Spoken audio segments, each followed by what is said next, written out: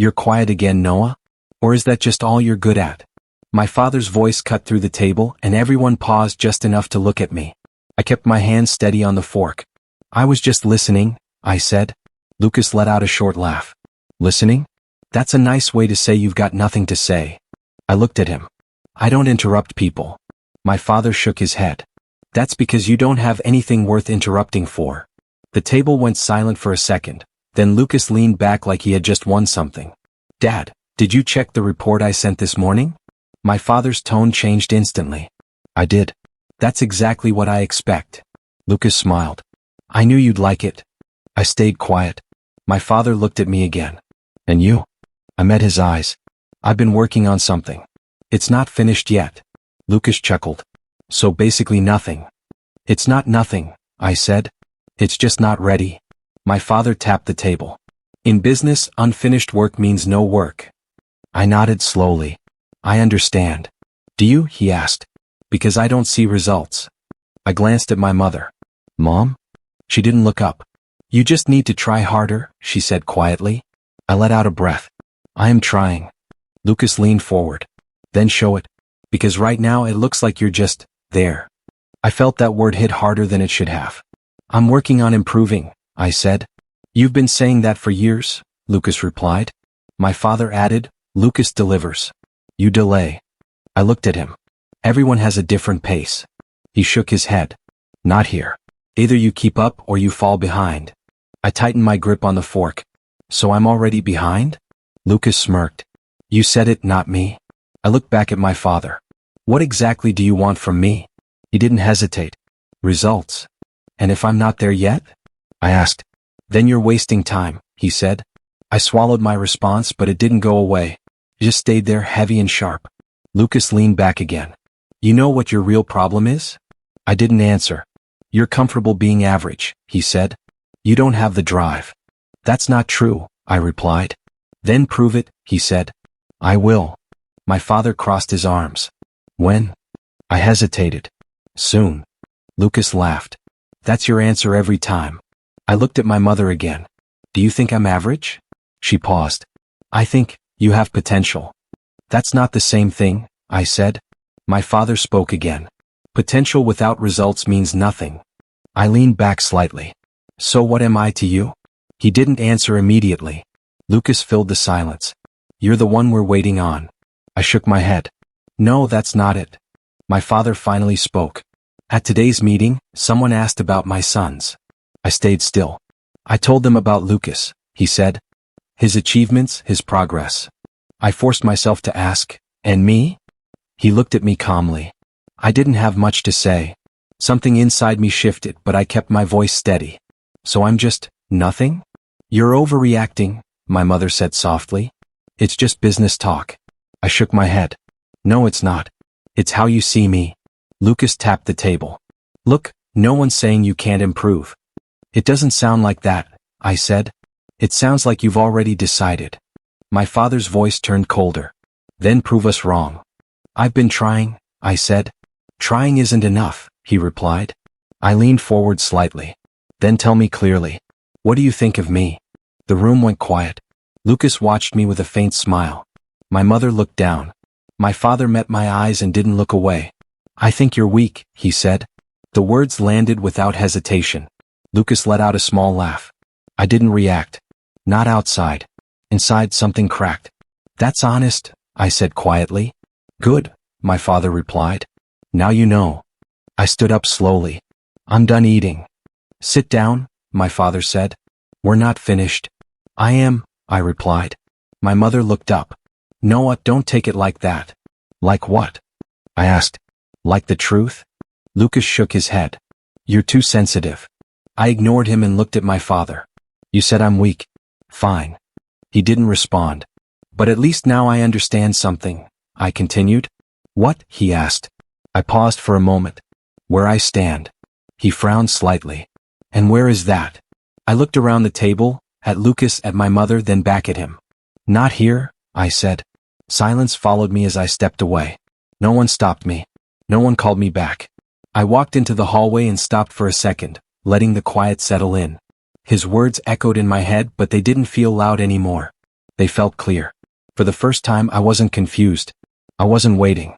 I wasn't hoping. I finally understood the truth I had been avoiding my whole life. I wasn't their son. I was just someone living in their house trying to earn a place that was never mine.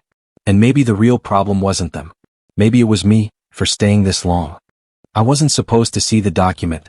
You can leave that file here, Robert Collins said casually, sliding a folder across the desk while finishing a call.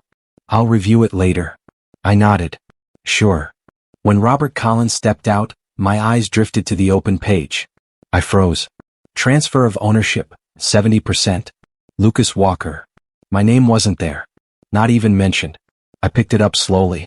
This has to be wrong. My hands tightened around the paper as I read it again. Nothing changed. I let out a quiet breath. So that's it. When Robert Collins came back, I asked, did my father approve this? Robert Collins hesitated. Noah Walker, you weren't meant to see that. Answer me. Yes, Robert Collins said quietly. It's already finalized. I nodded once. Of course it is. I walked straight into my father's office without knocking. We need to talk. Edward Walker didn't look surprised. About what? I placed the document on his desk. About this. He glanced at it then leaned back. And? I repeated. You transferred my share to Lucas Walker. Lucas Walker was already sitting there, relaxed like he had been waiting. It's not personal, Lucas Walker said with a smirk. It's business. I looked at him. Stay out of it. Edward Walker raised a hand slightly. Noah Walker, this decision was necessary. Necessary? I asked. You didn't even tell me. Because you weren't ready, he replied. Not ready? My voice tightened. It was my share. It was responsibility, he corrected. And you couldn't handle it. Lucas Walker leaned forward. I can. I ignored him and looked at my father. So you just gave everything to him? I gave it to the one who earned it, Edward Walker said. Earned it? I repeated. You never even gave me the chance. You had chances, he said. You wasted them. That's not true. Then where are your results? He asked calmly. I had no answer that would satisfy him. Lucas Walker smiled. Exactly. I turned to my mother, who had been standing near the door. Say something. Margaret Walker hesitated. Your father is thinking long-term. So this is okay to you? I asked. She didn't respond. That silence felt heavier than anything else. You didn't even ask me, I said quietly. Edward Walker replied, because I already knew your answer. You didn't know anything, I said. I knew enough, he said. I let out a slow breath. So what am I supposed to do now? Step back, Edward Walker said. Learn. Improve. Lucas Walker added, or just stay out of the way. I looked at him. You think you won? I don't think, he said. I know. I shook my head slightly. This isn't winning. It is when results matter, he replied. I turned back to my father. You took everything without even telling me. I made a decision, he said. That's what leaders do. Leaders don't erase people, I said. He didn't respond to that. Margaret Walker finally spoke softly. Noah Walker, don't make this bigger than it is. I looked at her. It already is. Lucas Walker stood up. If you're done, I have work to do. Of course you do, I said. You have everything now. He smiled. Exactly. That night I packed in silence. No anger. No shouting. Just quiet movement. My bag wasn't heavy. It didn't need to be. There wasn't much I wanted to take with me anyway. Margaret Walker stood in the doorway. You're leaving? Yes. You don't have to do this. I zipped my bag. I do. Where will you go? She asked. Somewhere I'm not unnecessary. She looked down. Your father didn't mean to hurt you. I paused for a second. That doesn't change anything. Edward Walker didn't come. Lucas Walker didn't care. I picked up my bag and walked toward the door. Margaret Walker said quietly, Noah Walker. I stopped. For a moment I thought she might say something different. Something real. But she didn't. So I spoke instead. Don't worry, I said calmly. I won't be your problem anymore. No one followed me. No one stopped me. The door closed behind me with a soft sound, but it felt louder than anything else that day. I stepped outside and stood there for a moment. The air felt different. Lighter and heavier at the same time. I looked back once, just once. The house was still there, unchanged. Like I had never mattered in it at all. I let out a slow breath. It's done. My phone buzzed, but I ignored it. There was nothing left to say. Not to them. Not anymore. I adjusted my grip on the bag and started walking. No destination. No plan. Just distance. Every step felt strange but also right. I wasn't angry. I wasn't even sad the way I expected to be. I just felt empty. And maybe that was worse. Or maybe it was freedom. I didn't know yet. But one thing was clear as I kept moving forward. I wasn't their son anymore. And for the first time in my life, I stopped waiting for them to treat me like one. I dropped my bag on the floor and looked around the tiny apartment, trying to convince myself it wasn't as bad as it felt, but the silence made it worse. This place is something, I muttered. Tyler Brooks leaned against the door and crossed his arms. Say it properly. It's small. I let out a weak breath. It's very small. Tyler Brooks shrugged. It's cheap. That's what matters. I sat on the edge of the bed and rubbed my face. I really went from that house to this. Tyler Brooks didn't react emotionally. That house wasn't yours. This is. I looked at him. It doesn't feel like it. It will, Tyler Brooks said. Right now it just feels unfamiliar. I shook my head slowly. No, it feels empty. Tyler Brooks stepped closer. Empty is good. It means nothing is controlling you anymore. I looked down at my hands. It doesn't feel like freedom. That's because you're still thinking about them, Tyler Brooks replied. Stop doing that. I let out a quiet breath. I don't know how. Then learn, he said. Because if you don't, you'll stay stuck. I didn't argue, but I didn't agree either. I just sat there, feeling like I had lost something I couldn't explain. The next morning, I stood outside the office building, staring at the glass door like it was something bigger than it actually was. You're still outside, aren't you? Tyler Brooks said on the phone. I'm about to go in. You've been about to for 5 minutes, he replied. Just walk. I took a breath. This feels different. It's a job, Noah Walker. It's not just a job, I said. It's starting over. Tyler Brooks didn't pause. Then start. No one is going to do it for you. I tightened my grip on the phone. What if I mess this up too? Then you mess it up, he said. And you try again. I stayed quiet for a second. You make it sound simple. It is simple, he said. It's just not easy. I nodded slowly. Okay. Good. Now go inside. I ended the call and pushed the door open, stepping into a space that didn't know me, didn't expect anything from me, and for the first time that felt strange, but also a little relieving. Work was slow, repetitive, and nothing like what I was used to, but no one expected perfection from me, and that alone felt different. First day? A coworker asked. Yeah. Relax, he said. Everyone struggles at first. I nodded. I guess that's normal. More than you think, he replied. I spent the day learning simple tasks, making small mistakes and fixing them without anyone judging me too harshly, and by the time I left I felt tired, but not defeated. Later that evening I sat alone again, staring at my phone, debating whether to text anyone, but I stopped myself. What's the point? I muttered. A knock interrupted my thoughts. I opened the door and Tyler Brooks walked in. You look like you've been thinking too much again. I have. Then stop, he said. Thinking doesn't fix anything if you don't act. I leaned against the wall. I worked all day. Good, he said. Now do something for yourself. Like what? Talk to someone. I shook my head. I don't trust people. Tyler Brooks looked at me seriously. Not everyone is your family, Noah Walker. The next day I noticed her again. Emily Carter stood near the desk, organizing files, calm and focused like everything around her made sense. You made it back, Emily Carter said with a small smile. Barely, I replied. She laughed softly. That's still progress. I looked at her. You don't seem stressed at all. I am, she said. I just don't show it. How? I asked. By not letting everything define me, Emily Carter replied. I nodded slowly. That sounds difficult. It is, she said. But it's better than falling apart. I hesitated for a moment. Can I ask you something? Sure. Why are you being nice to me? Emily Carter tilted her head slightly. Because you look like someone who needs it. I looked away. I'm fine. No, she said gently. You're pretending to be fine. I didn't respond. She added, you don't have to explain anything if you don't want to. That's the problem, I said quietly. I don't even know where to start. Emily Carter smiled faintly. Then don't start with everything. Just start with something. That night, I sat in my apartment again, but this time, it didn't feel as heavy as before. and that confused me more than anything.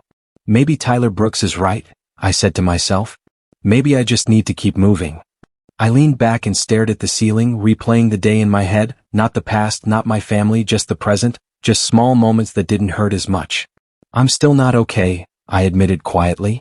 But I'm not the same either. That thought stayed with me longer than anything else, and for the first time since I left that house, I didn't feel completely lost. I felt unfinished but not broken. I closed my eyes and took a slow breath. This isn't where I end, I said under my breath. It's just where I start. I wasn't expecting anything unusual that day, just another long shift, another quiet effort to prove I wasn't wasting space, but everything changed when the pressure hit all at once. We've got a problem, my manager said, dropping a stack of files on the desk. Client is here early, numbers don't match, and no one knows what to say. I looked up. What do you need? I need someone who won't panic, he replied. I stood up. Then let me handle it. He hesitated. You sure? No, I said honestly, but I'll figure it out. I walked into the meeting room and saw a man sitting there, calm, watching everything like he already understood the situation. You're late, he said. No, I replied, I'm exactly when I need to be. He raised an eyebrow slightly. Interesting answer. I took a seat across from him. Give me 5 minutes. You have 3, he said. I nodded. That's enough. I quickly reviewed the files, found the inconsistency, and pushed the correct numbers forward. Here's the issue, I said. And here's the fix. He didn't speak immediately. He just looked at me like he was measuring something I couldn't see. After the meeting ended, I thought it was over, just another problem handled, but as I stepped out, the same man followed me. Noah Walker, he said. I turned. Yes. You stayed calm under pressure, he said. That's rare. I just did my job. He shook his head. No. You did more than that. I studied him. Who are you? Alexander Hayes, he replied.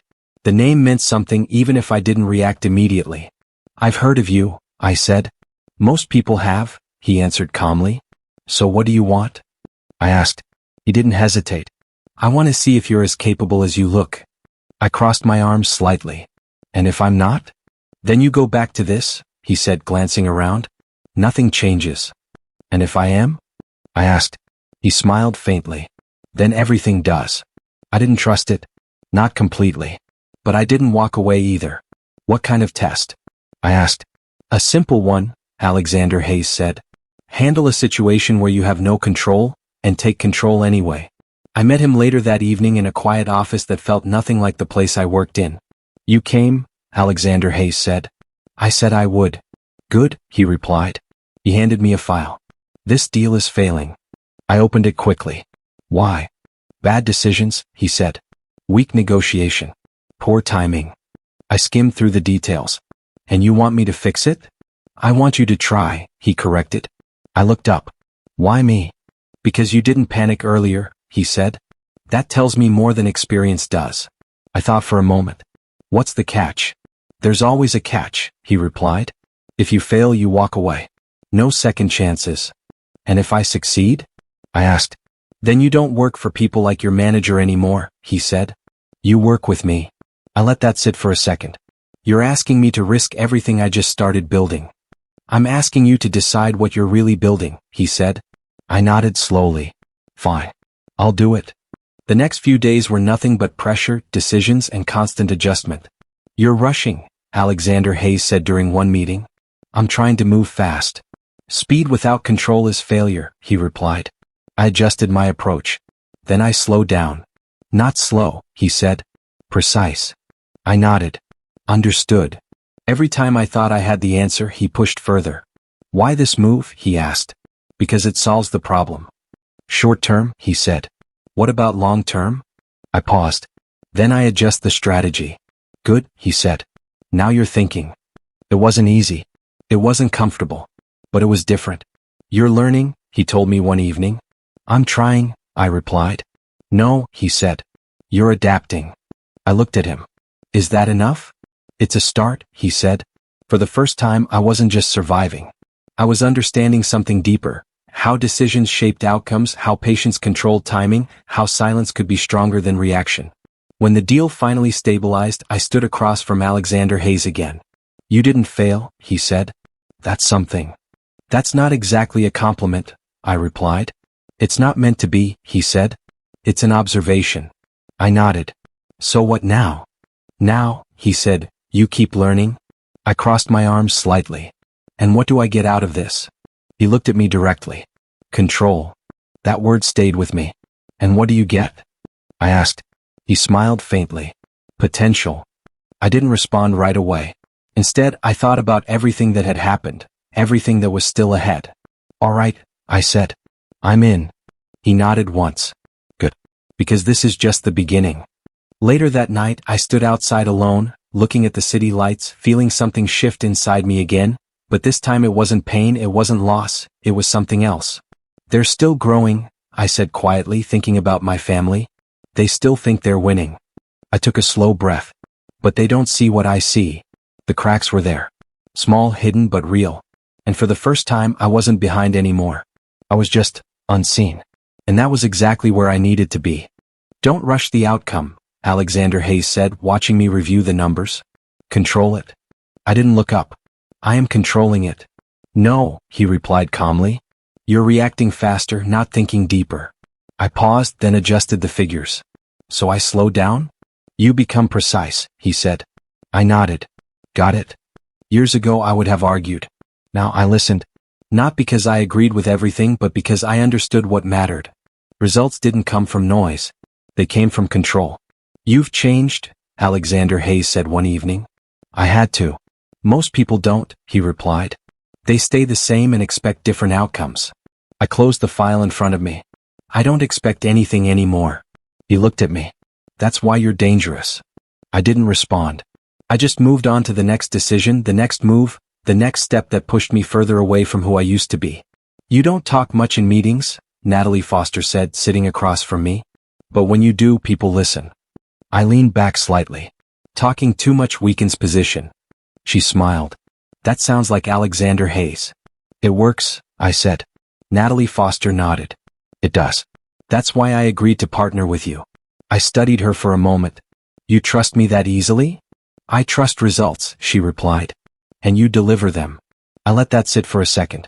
What do you need from me? Expansion, she said. Bigger deals, stronger influence. And what do you get? I asked. Growth, she answered. We both win. I nodded slowly. Then we move carefully. Always, Natalie Foster said. Over time, our deals grew larger, our reach expanded, and my name started carrying weight in rooms I wasn't even in yet, but I didn't chase recognition.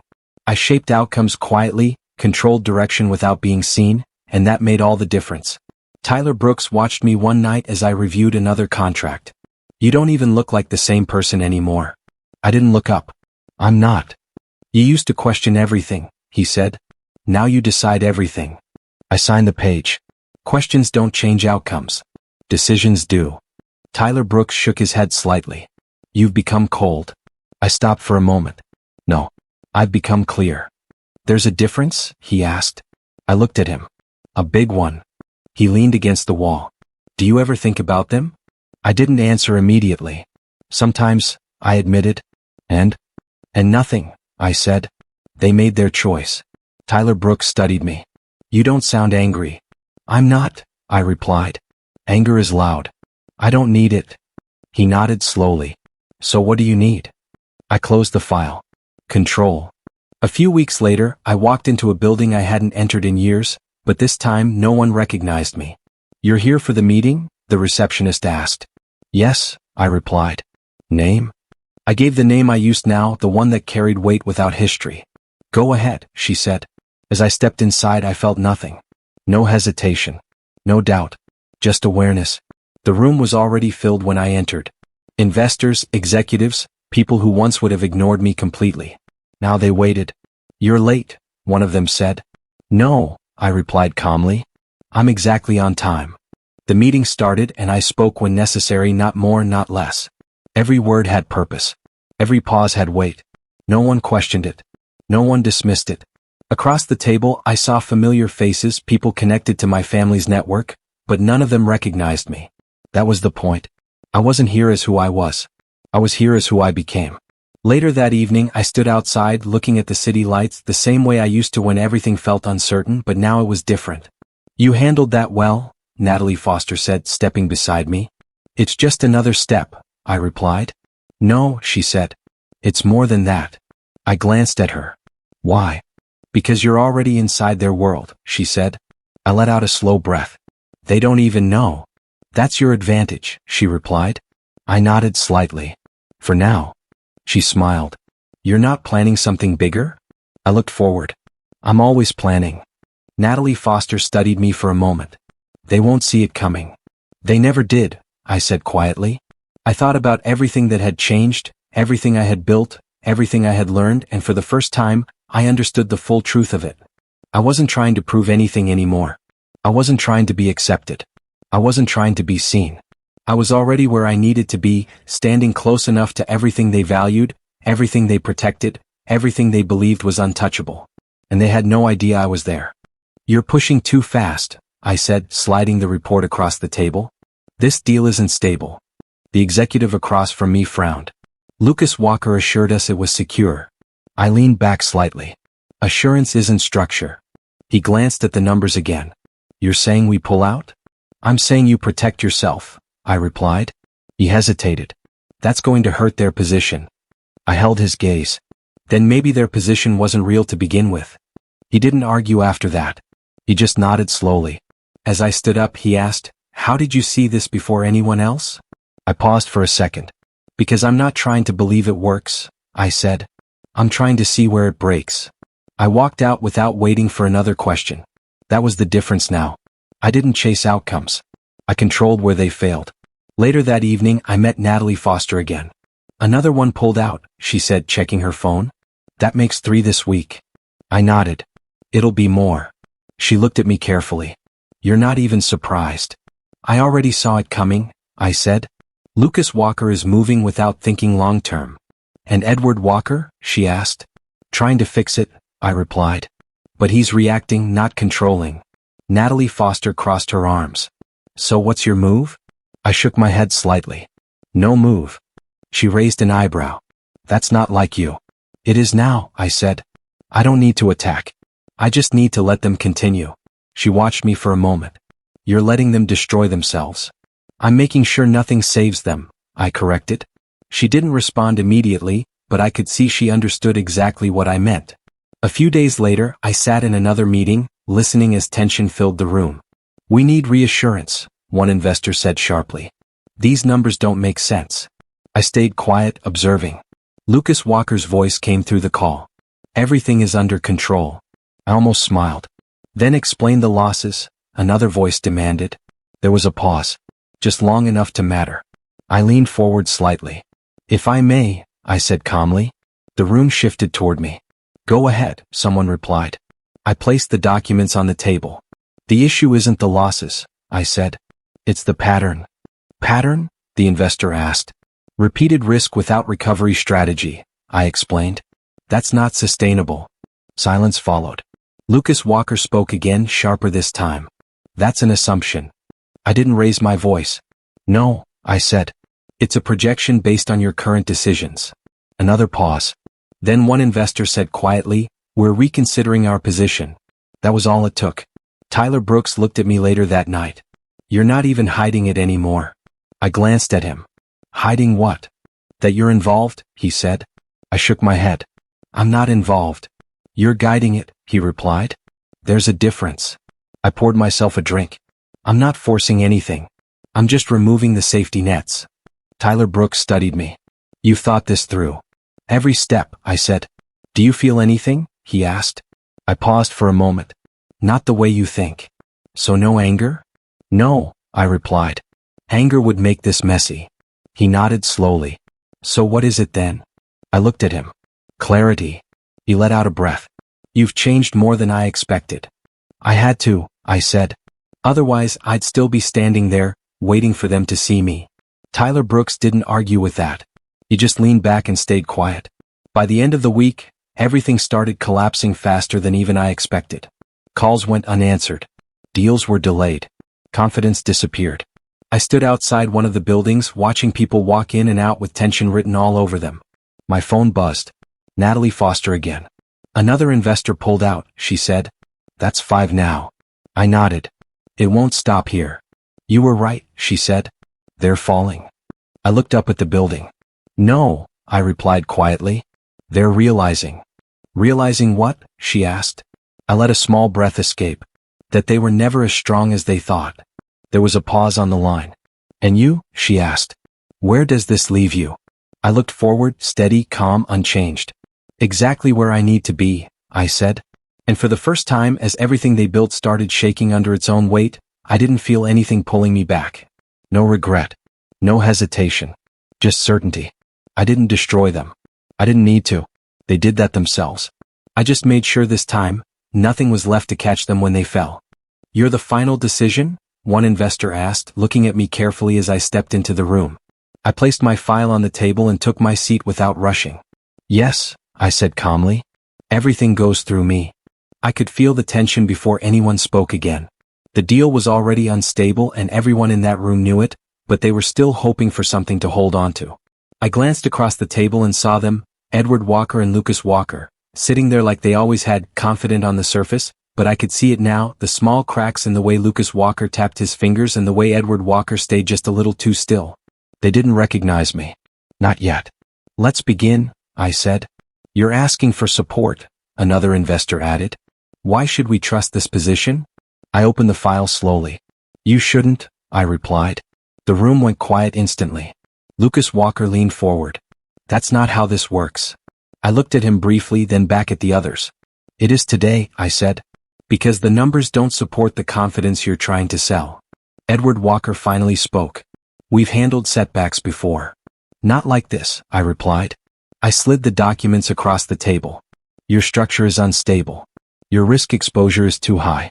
And your recovery strategy doesn't exist. One investor picked up the papers. Is this accurate? I didn't raise my voice. Completely.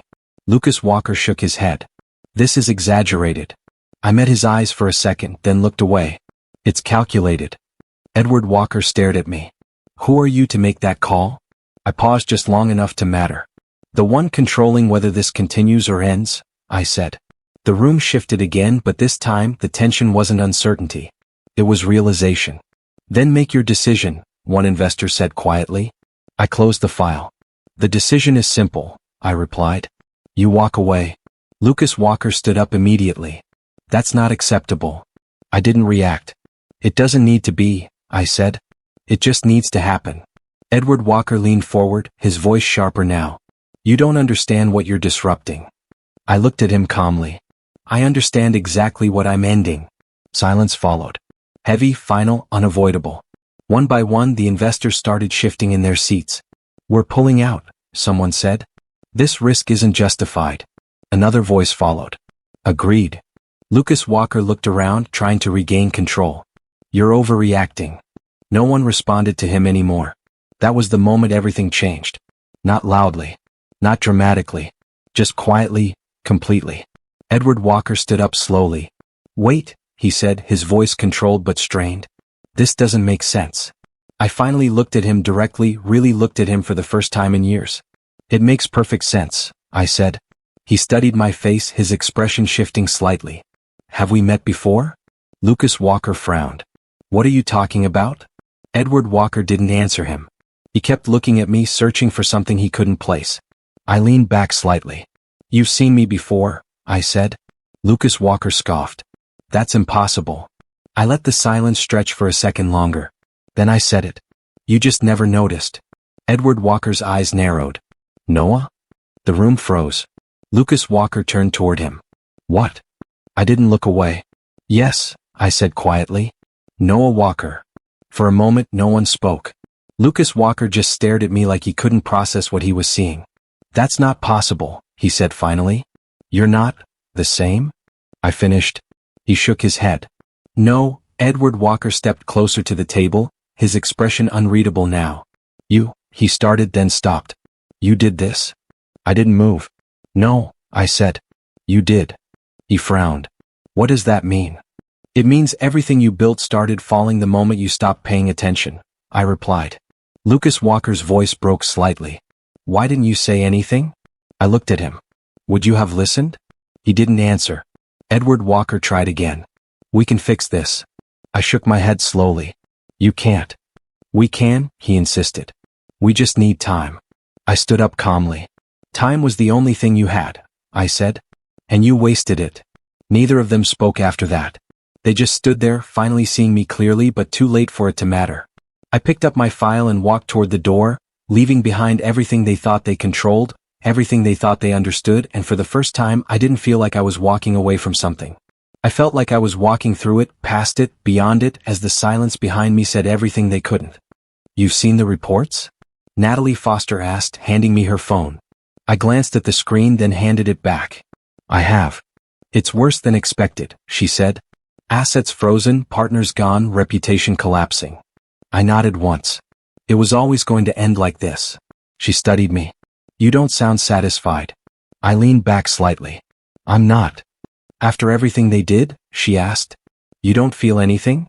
I took a slow breath. I feel finished. Natalie Foster frowned. That's it. That's enough, I said. She didn't push further. She just nodded like she understood something she couldn't fully explain. What now? She asked. I stood up. Now I move forward.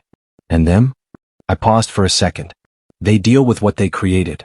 A few days later, I got the message I knew would come eventually. Edward Walker wants to meet, Tyler Brooks said, standing in my office doorway. I didn't look surprised. Of course he does.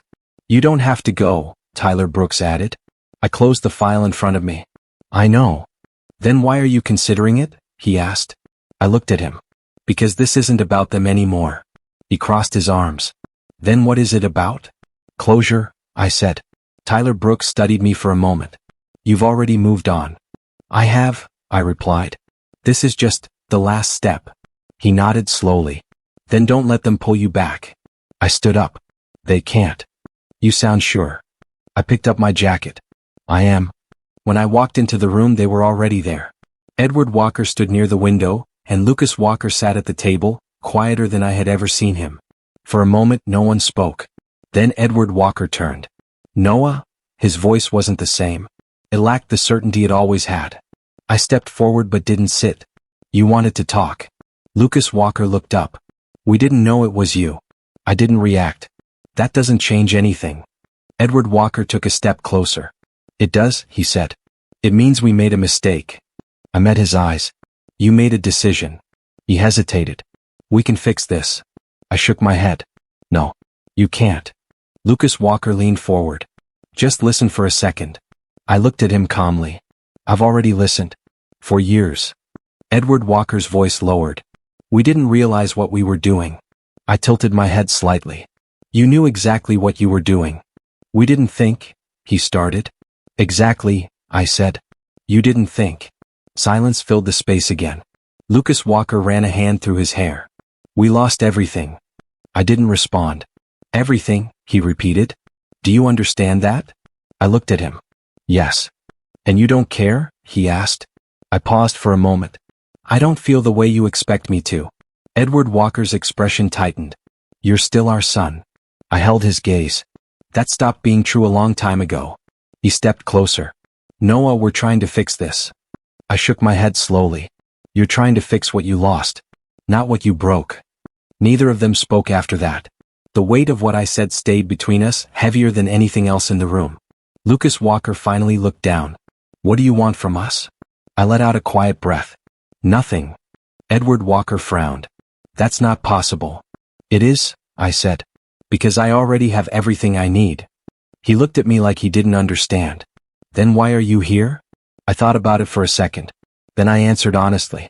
To make one thing clear. They both waited. I didn't raise my voice. I didn't step closer. I just said it. I learned how to live without you. The words settled in the silence, simple and final. No anger.